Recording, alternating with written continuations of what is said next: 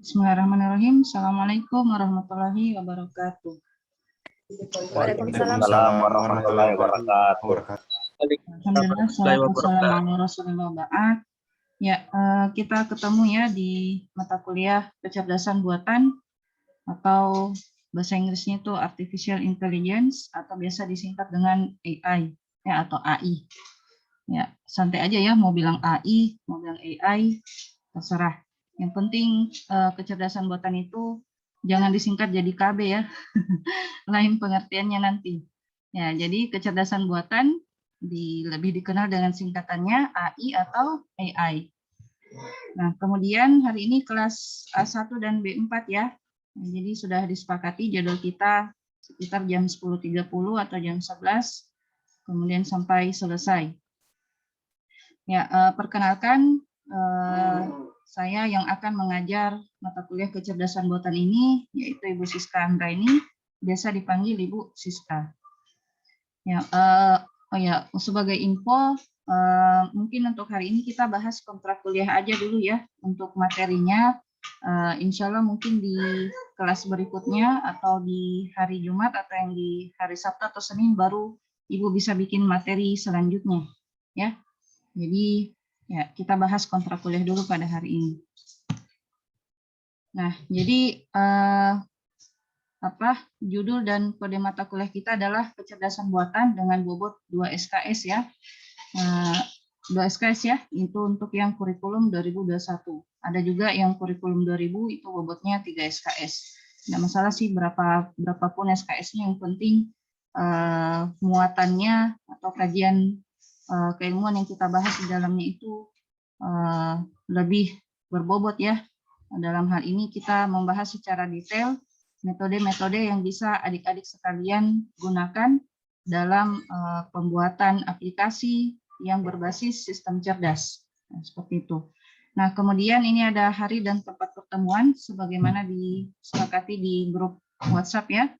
Kemudian insya Allah tiap pekannya kita akan ketemu belajar sama-sama melalui Zoom ya, seperti itu. Nah, kemudian adapun beberapa dosen atau pengajar yang lain terkait dengan kecerdasan buatan itu bisa kalian lihat di sini ada Ibu Listi, Ibu Putri, Ibu Nia. Jika ada hal-hal yang kurang jelas Ibu ajarkan, bisa ditanyakan pada dosen yang lain seperti ini ya. Ya, karena boleh jadi ada beberapa kekurangan yang mungkin Ibu ajarkan atau ada yang luput, ada yang terlupa, itu bisa diminta penjelasan pada dosen yang lain. Ya, sebentar. Nah, kemudian ini nomor HP Ibu bisa dihubungi via WA. Kemudian ini ada emailnya Ibu juga, siska.andraini@umi.ac.id. Kemudian berikut adalah deskripsi singkat mata kuliah kecerdasan buatan. Ya, mata kuliah ini membahas tentang beragam teknik dan metode kecerdasan mesin, ya, disertai dengan kekurangan, kelebihan dan aplikasinya yang dapat Anda gunakan untuk memecahkan permasalahan dalam dunia nyata. Ya, namun dalam hal ini kecerdasan buatan itu lebih kepada bagaimana Anda membuat aplikasi atau software yang dibutuhkan seperti cara kerja dari manusia, ya. Ada pengambilan keputusan di dalamnya, ataukah ada pemilihan output yang berdasarkan hasil dari pelatihan beberapa data yang diberikan, seperti itu. Nah, kemudian apa itu AI? Jadi AI itu sudah lama ya diterapkan semenjak dari tahun 1920-an, cuman di sini Ibu cuma pilih beberapa yang bisa menjadi memberikan sedikit ya pemahaman kepada adik-adik sekalian sebelum kita masuk ke materi. Nah, jadi menurut John McCarthy pada tahun 1956, simulasi dari kecerdasan yang dimiliki oleh manusia yang dimodelkan di dalam mesin dan diprogram agar bisa berpikir seperti halnya manusia. Nah, jadi seperti itu tujuannya AI.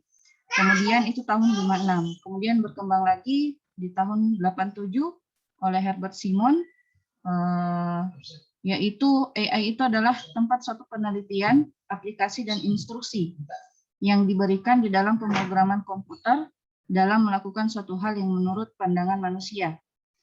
Nah, kemudian kalau sampai di pengertian kedua ini, kita bisa mengambil kesimpulan bahwa AI itu seakan-akan kita mau membuat simulasi dari manusia ya. Nah, yang paling terdepan sekarang itu adalah penemuan robot. Nah, itu adalah salah satu dari bidang ilmu AI. Nah, kemudian berkembang lagi pada tahun 91, yaitu Rich and Knight. AI itu adalah suatu studi mengenai bagaimana membuat komputer mampu melakukan hal-hal yang pada saat ini masih bisa dilakukan lebih baik oleh manusia. Ya, jadi berdasarkan data-data yang kita latih di dalam program AI tersebut, maka program tersebut bisa mengambil keputusan ketika menemukan masalah yang pernah dilatih sebelumnya. Nah, kemudian terakhir oleh MacLeod dan Scale, AI itu adalah aktivitas penyediaan mesin seperti komputer dengan kemampuan untuk menampilkan perilaku yang dianggap sama cerdasnya dengan manusia. Ya, jadi sampai di sini AI itu belum bisa melebihi manusia ya, hanya hampir sama seperti manusia. Jadi ada kelebihan dan ada kekurangan. Jadi kalau dia sudah kemampuannya sudah lebih dari manusia, ya pasti itu akan menjadi ancaman bagi generasi manusia itu sendiri tentunya. Nah, jika kita mendengar kata AI, ya 10 tahun yang lalu itu masih jadi bahan guyonan ya atau lawakan bagi sekumpulan generasi, baik itu generasi muda, tua ataupun siapapun. Padahal dari perkembangan komputer ya saat ini hingga dari dulu hingga saat ini selalu melejit dengan pesat. Nah, sehingga pada saat ini itu AI itu adalah suatu kata kunci yang keren ya di kalangan bisnis dan industri. Ya, kenapa? Karena di dalam bisnis kita kenal ada namanya e-commerce. Nah, e-commerce itu bukan hanya sekedar transaksi jual dan beli saja, tapi di dalamnya dia bisa mengumpulkan data-data berapa yang dibeli oleh pembeli, apa saja yang biasa dilihat oleh pembeli. Nah, itu bisa dijadikan sebagai aplikasi yang berbasis cerdas atau AI. Dari situ bisa diberikan output atau bisa diberikan penawaran ya secara otomatis dari aplikasi yang kita bikin. Ketika si user atau masyarakat lagi online, maka kita berikan tawaran biasanya dalam berupa iklan ya, iklan barang yang biasa dilihat oleh si user atau masyarakat tersebut. Nah, dalam hal industri ya kita ketahui penemuan mesin-mesin otomatis ya di pabrik ataukah robot dan sebagainya. Seperti itu. Ya, tunggu sebentar, Di.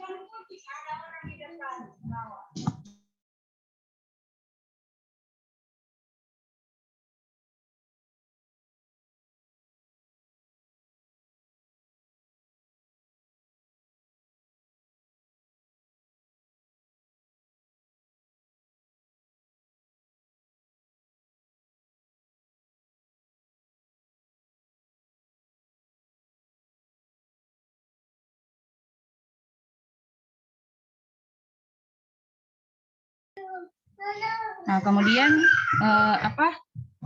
ya yang menjadi bahan guyonan itu yang biasa termuat dalam film ya, yang dulu kita nonton Terminator atau Doraemon. Nah, itu dulu masih bahan hayalan manusia. Nah, padahal itu sudah bisa diwujudkan pada zaman sekarang. Nah, yang paling terkenal itu film Ex Machina ya. Ibu juga sudah sempat nonton, tapi jangan dilihat yang berbau maksiatnya ya, tapi lebih kepada bagaimana alur film tersebut menceritakan bagaimana seorang manusia bisa membuat robot, tapi robot itu bisa membuat keputusan berdasarkan apa yang dilaluinya selama beberapa dia on-kan ya atau dikasih hidup oleh manusia tersebut. Nah, begitu juga dengan film Iron Man misalnya ya. Alat komunikasinya menggunakan dari kacamatanya Iron Man, itu dia bisa berbicara sendiri, ya, berbicara sendiri dengan si Iron Man ini, kemudian memberikan tawaran atau keputusan, kebijakan dan seterusnya, seperti itu. Nah, itu sebenarnya sudah bisa kita wujudkan pada zaman sekarang, cuman ya dari kita sendiri, dari Bank Indonesia sendiri, entah kekurangannya dari mana sehingga kurang begitu bisa bersaing secara melejit dengan orang-orang Barat pada umumnya, seperti itu. Kemudian dari film-film tersebut itu bisa kita buat ya dalam bentuk aplikasi nyata. Nah, yang saat ini sudah kita bisa lihat secara secara kehidupan sehari-hari, ada asisten virtual Google ya, dari Google bisa kita tanyakan apa saja yang ingin kita cari, kemudian apa saja yang ingin kita ketahui, baik itu lewat suara kah atau lewat gambar, itu masuk dengan AI. Begitu juga dengan pengguna Apple ya yang dikenal dengan Siri, kita bisa berbicara dengan Siri. Kemudian ada juga pengenalan wajah di Facebook ataupun di aplikasi mana. Jika kita mengupload foto, itu secara otomatis men-tag orang yang memiliki wajah tersebut. Nah, itu semua adalah basic dari artificial intelligence. Nah, sebenarnya sangat menarik ya, cuman momok yang ada di pada umumnya mahasiswa di fakultas kita, khususnya Fakultas Ilmu Komputer, itu ketika mereka memilih topik penelitian di skripsinya atau tugas akhirnya, itu mereka selalu takut dengan yang berbasis sistem cerdas atau AI. Kenapa? Karena mungkin di dalam perkuliahan mereka tidak begitu mendalam dibahas ya metode-metode yang diberikan, hanya sekedar teori saja mungkin, teori ya hanya sekedar untuk mengetahui bagaimana pengertiannya, penggunaannya, kelebihan dan kekurangannya, mungkin hanya sekedar itu saja. Padahal di dalamnya tuh ada muatan rumus ya, rumus, formula. Jadi masing-masing metode punya formula masing-masing.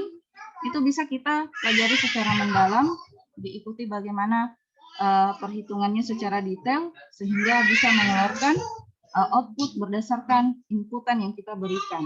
Nah, seperti itu. Ya, Ibu harap semoga dari beberapa kelas yang Ibu ajarkan ini, beberapa diantaranya bisa memilih ya, meskipun masih semester 5, tapi sudah bisa membuat atau mencuri start untuk memilih bakal calon judul tugas akhirnya nanti ya, agar bisa selesai tepat waktu atau bisa lebih cepat ya, 3,5 tahun kalau lebih cepat. Nah, seperti itu. Nah, kemudian apa saja yang akan kita pelajari selama 1 semester ini. Jadi ini ada beberapa metode yang Ibu tawarkan pada adik-adik sekalian ya. Ibu berharap ini bisa kita pelajari secara bersama dan secara mendalam ya. Kalau prinsipnya Ibu lebih baik sedikit metode yang dipelajari tapi secara mendalam dan Anda paham bagaimana alur dari masing-masing metode tersebut dibanding banyak metode yang kita pelajari tapi ternyata cuma kulit-kulitnya aja. Nah, seperti itu. Namun dari kelima kajian keilmuan yang Ibu perlihatkan di sini, ya Ibu jujur yang paling Ibu dalam itu hanya yang fuzzy logic. Ya, adapun jaringan syaraf tiruan, algoritma genetika dan NLP ini nanti judulnya itu kita sama-sama belajar ya. Jadi kalau ada yang sudah paham bagaimana itu jaringan syaraf tiruan atau algen atau NLP, itu tolong diberitahukan ke Ibu kalau ada hal-hal yang keliru ya yang Ibu sampaikan, seperti itu. Jadi kita akan sama-sama belajar ini, metode ini. Nah, jadi di pertemuan berikutnya kita akan belajar dulu sedikit tentang sejarah AI ya, bagaimana sejarah AI dari awal hingga saat ini dan manfaatnya dalam dunia industri. Kemudian setelah selesai ini cuma 1 pertemuan. Nah, berikutnya ini mungkin 3-4 pertemuan kita akan pelajari fuzzy logic. Nah, fuzzy logic ini kita akan pelajari mengenal dan menggunakan metode logika fuzzy. Fuzzy itu lebih sering dipakai pada dunia industri, khususnya dalam pembuatan hardware ya. Tidak masalah juga aplikasi, yang penting aplikasinya itu serupa dengan alur yang diberikan di dalam fuzzy logic. Nah, kemudian di jaringan syaraf tiruan, nah ini paling banyak digunakan dalam pembuatan aplikasi-aplikasi berbasis pengenalan pola ya, atau computer vision. Nah, seperti itu. Jaringan syaraf tiruan paling sering digunakan.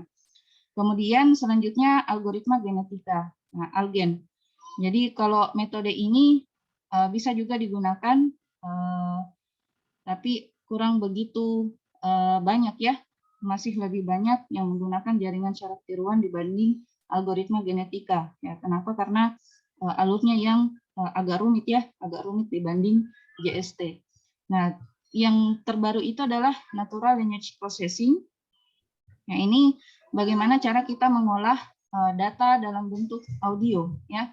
Audio, ya sebagaimana kita ketahui audio itu kalau kita ubah datanya, dia akan menjadi sebuah vektor. Nah, bagaimana dari inputan berupa vektor itu kita bisa proses dan menghasilkan output berupa pengenalan ya, pengenalan dari suara yang diinput. Apakah pengenalan dari suara manusia, identitas manusia berdasarkan suaranya, atau berbagai kasus atau masalah yang lainnya. Nah, seperti itu. Jadi insya Allah ini akan kita pelajari selama 1 semester ke depan. Nah, ada yang mau ditanyakan terkait dengan AI? Nah, Raji, cukup jelas ya sebagai bahan pembuka dalam mata kuliah kecerdasan buatan ini. Nah, selanjutnya yang paling penting kita bahas sekarang adalah kriteria penilaian. Ya, khususnya dari Ibu Siska sendiri, sebagaimana kita ketahui berbeda juga dengan dosen-dosen yang lain. Ya, dosen yang satu dengan dosen yang lain itu berbeda cara kriteria penilaiannya. Nah, kalau Ibu mengikuti standar penilaian UMI ya, khususnya selama pandemi ini. Jadi ada kebijakan arahan dari Bapak WR1 mau aktif atau tidak aktif mahasiswanya minimal C ya, tidak boleh ada yang error. Nah, jadi nilai paling rendah yang diberikan oleh mahasiswa itu nilai C.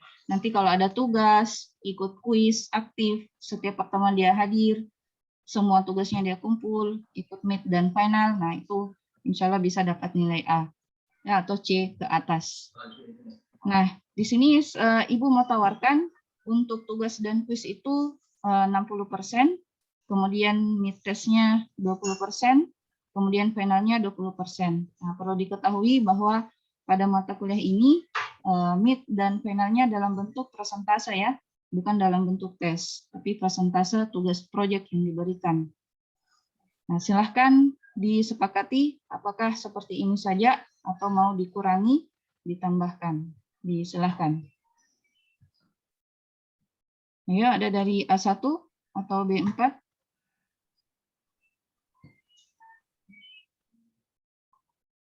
Ada?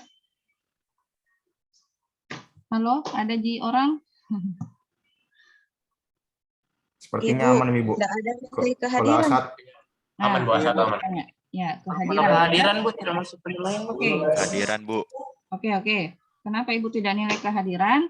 Karena kalau adik-adik sekalian hadir, pasti kerja di tugas dan kuisnya, kah? Nah, jadi secara otomatis kehadiran itu ada di dalam sini. Nah, kenapa Ibu juga tidak nilai kehadiran? Karena boleh jadi jaringan ya. Jadi tidak semua punya jaringan yang bagus atau sinyal yang bagus di daerahnya masing-masing. Jadi kasihan kalau kehadiran menjadi sebuah patokan penilaian. Nah, jadi kehadiran itu diwakili oleh pengerjaan tugas dan kuis. Nah, seperti itu. Bisa dipahami? Bisa ya? Oke. Ada lagi? Kalau saya saran, Bu, Ya. tugas dan kuis di 50% saja, Bu. Baru yang itu 10%-nya dibagi misalnya ke UTS dan UAS, Bu. Coba yang bicara on di kameranya, kenapa enggak tampil mukanya? Bicara, Dek. Siapa yang bicara tadi? Halo, siapa yang bicara tadi? Arif. Muhammad Arif. Muhammad Arif. Iya. Iya, kenapa, Dek, Arif? Bu, tadi saya saran, Bu, untuk kriteria penilaian untuk tugas dan kuis, kalau bisa 50% saja, Bu. Oh, Terus untuk 50% aja. 10% yang kosong itu Bu, dipindahkan saja ke UAS dan UTS Bu. Oh gitu. Oke. Nah, ini ada penawaran dari siapa? Arif ya. Arif katanya tugas dan kuis 50% aja. Selebihnya dibagi dua antara UTS dan UAS, berarti 25-25. Bagaimana yang lain? Sepakat? Yang lain sepakat? Kalau saya sendiri menurutku bagus mengkuliah saya ini Bu. Tidak Oh, usah begitu. diubah. Tapi kalau misalnya teman yang lain mau diubah ya silahkan. Iya. Ya, ikut yang paling banyak saja Bu. Ya. Iya, iya, oke. Iya, Bagaimana? Bu.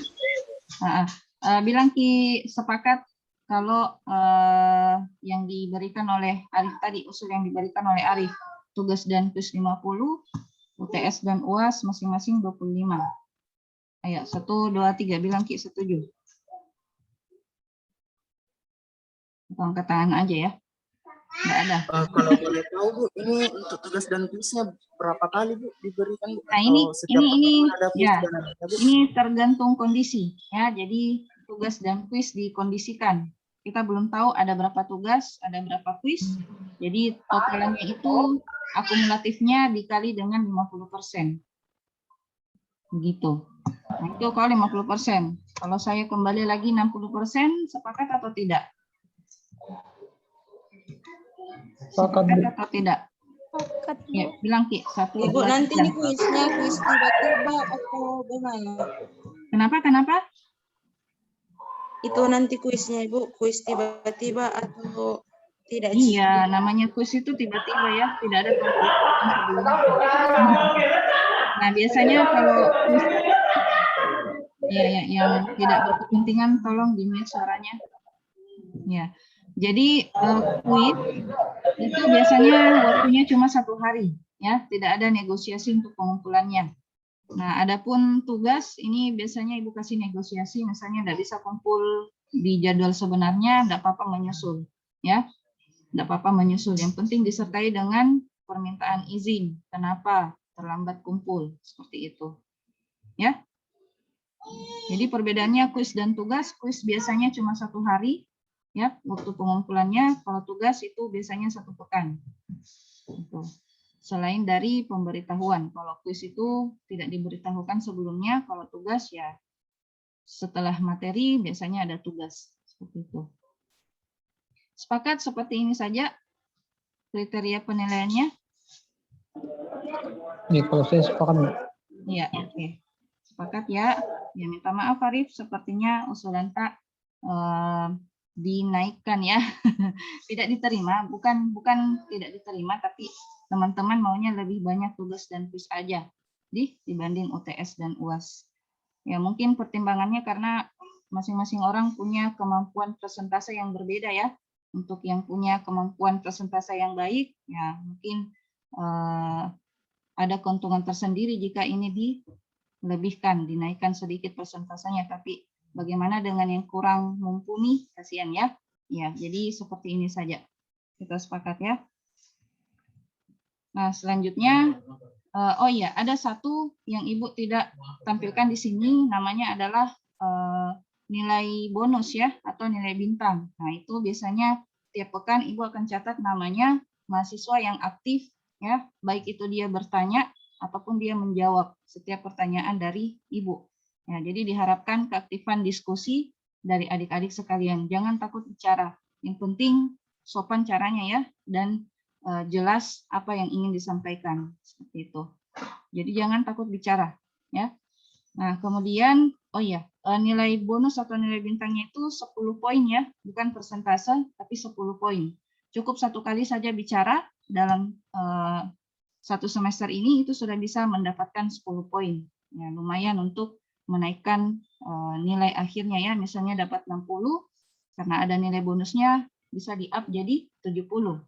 Nah, lumayan banget itu.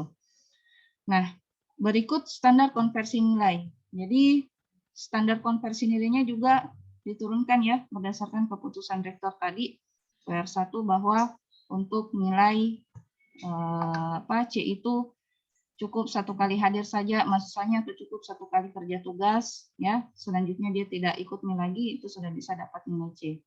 Berikutnya jika kumpul tugas lagi, ikut kuis dan sebagainya, hingga mencapai poin 71 itu sudah bisa dapat nilai A. Nah, dan yang lainnya berkurang 10 poin untuk masing-masing nilai. Ada yang mau ditanyakan di sini untuk standar konversi nilai? Jadi Ibu transparan ya. Nah, Ibu termasuk dosen yang transparan dalam memberikan nilai kepada mahasiswa. Nanti di akhir semester Ibu akan kirimkan akumulasi dari nilai-nilai tugas yang ditentukan oleh mahasiswa. Jadi mereka bisa komplain atau bisa konfirmasi apabila ada hal-hal yang Ibu luput mungkin ya dalam pemeriksaan. Ini bisa dipahami ya? Bisa ya? Jadi ya, jadi misalnya tadi dapat 61 karena ada nilai bonus atau nilai bintangnya dapat 10 poin. Nah, bisa dapat A, tadinya A minus karena ada bonusnya jadi A. Nah, seperti itu. Jadi diharapkan keaktifan dari adik-adik sekalian. Nah, selanjutnya referensi yang kita gunakan, Ibu referensi utamanya itu buku yang berjudul Kecerdasan Buatan, ya, ditulis oleh T. Sutoyo, Edi Mulyanto, dan Dr. Vincent. Itu penerbitnya adalah Andi Publisher. Nah, ini bisa kalian temukan di toko buku. Ini bagus bukunya ya, detail dalam menjelaskan setiap kajian AI yang diberikan, baik itu dari metode fazinya, JST-nya, algen, dan seterusnya. Seperti itu. Adapun referensi pendukung ini bisa kita dapatkan dari berbagai jurnal, e-book maupun web ya. Seperti itu. Jadi jangan terpaku sama satu buku aja, tapi bisa kita peroleh dari referensi yang lain. Nah, ini yang perlu dipahami oleh mahasiswa sekalian selama mengikuti perkuliahan daring. Jadi ada adab-adabnya ya. Sebagaimana Bapak dan Ibu dosen juga memilih waktu dan tempat yang kondusif untuk melakukan perkuliahan, diharapkan adik-adik juga seperti itu. Ada persiapan ya, jangan ada yang masih di dalam di atas tempat tidurnya kah, baring-baring sambil dengar, itu akan berbeda hasilnya dengan yang siap ya dalam posisi duduk, siap menulis, siap menyimak, itu akan berbeda ya pemahamannya. Nah, jadi ada adab-adab yang perlu adik-adik sekalian pahami. Ya, yang pertama, untuk join kelas virtualnya paling lambat 5-10 menit ya pada saat Ibu open Zoom. Nah, jadi 5-10 menit itu silahkan join, jangan lebih dari 10 menit karena akan memberikan kerugian bagi adik-adik sekalian kalau lama dimulai kelasnya. Nah, kemudian usahakan berada di tempat yang layak ya untuk melakukan perkuliahan daring. Nah, jangan di tempat yang bising, di tempat yang tidak kondusif untuk menyimak apa yang dijelaskan oleh Bapak dan Ibu dosen. Nah, selanjutnya untuk absensi, ya untuk absensi setiap pertemuan Ibu bikin absennya di kalam, ya di kalam sesuai jadwal yang disepakati bersama di grup WA. Jadi di grup WA itu di kalam itu mengikut dengan jadwal yang disepakati dengan mahasiswa. Adapun jadwal yang sesuai dengan yang ada di KRS-nya itu nanti urusannya Ibu untuk masukkan di dalam siakat ya atau simpadu. Yang ini saja yang kalian lakukan absensi ya di kalam. Nah, itu juga ada batasan waktunya, jadi tolong diperhatikan batasan waktu tiap absensi. Nah, kalau kita mulainya jam 10, Ibu biasanya lebihkan 3 jam karena pertimbangan dari jaringan atau signal masing-masing daerah. Nah, kemudian untuk kamera dan mic-nya ini tolong on cam ya. Kalau Bapak dan Ibu dosennya on cam, adabnya itu mahasiswanya juga on cam karena jangan sampai lain yang kita bikin ya. Kemudian menonaktifkan mic-nya ya atau di mute.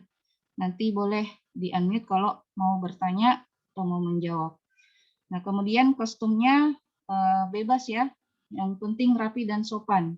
Ya, tidak diperkenankan memakai baju yang kurang sopan.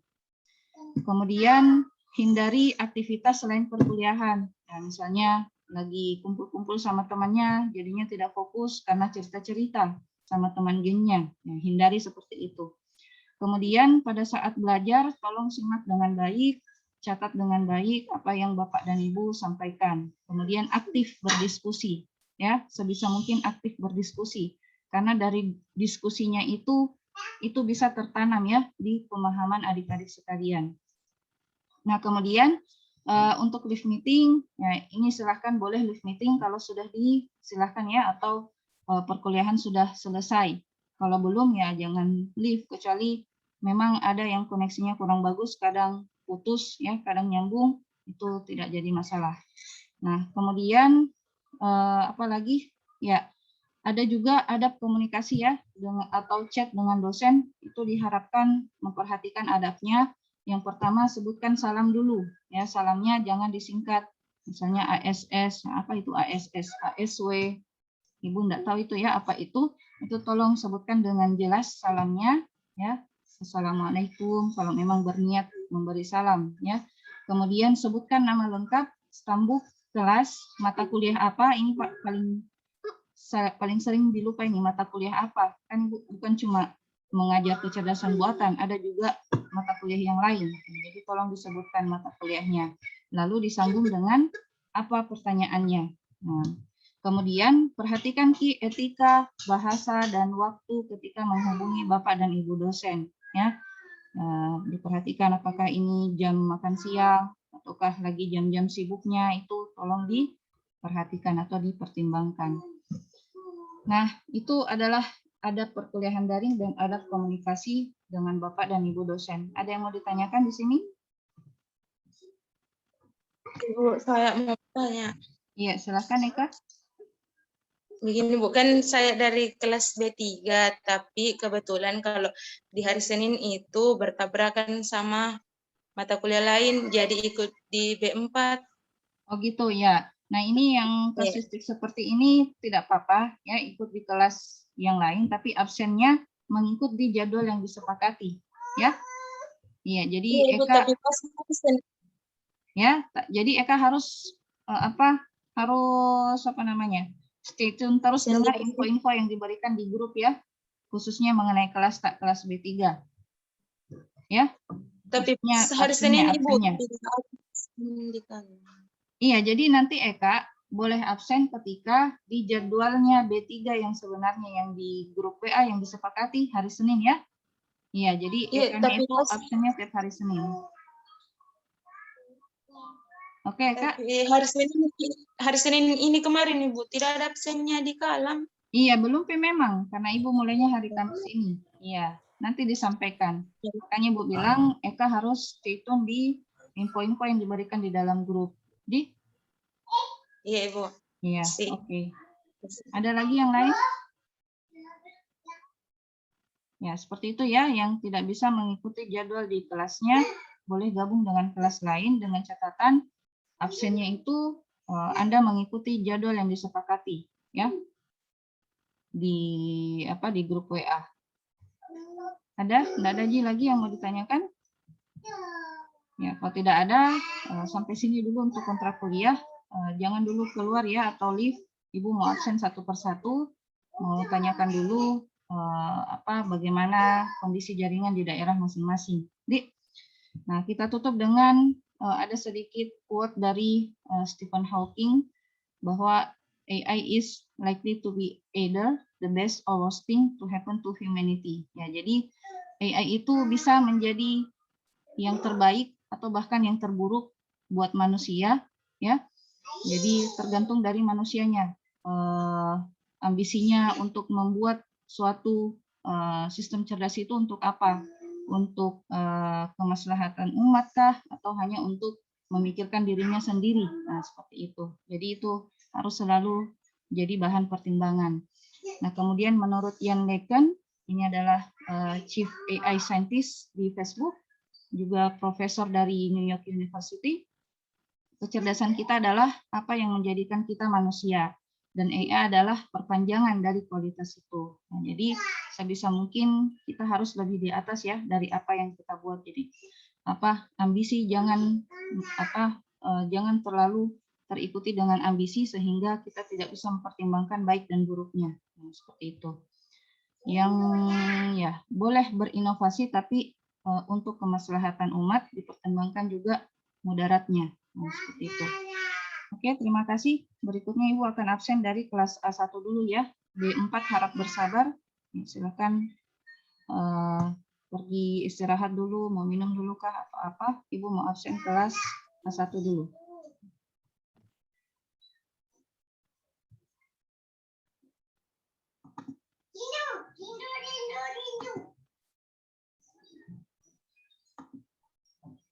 Sudah stop screen, Medi? Iya, sudah Bu, sudah. Oh ya, oke. Ibu stop record dulu.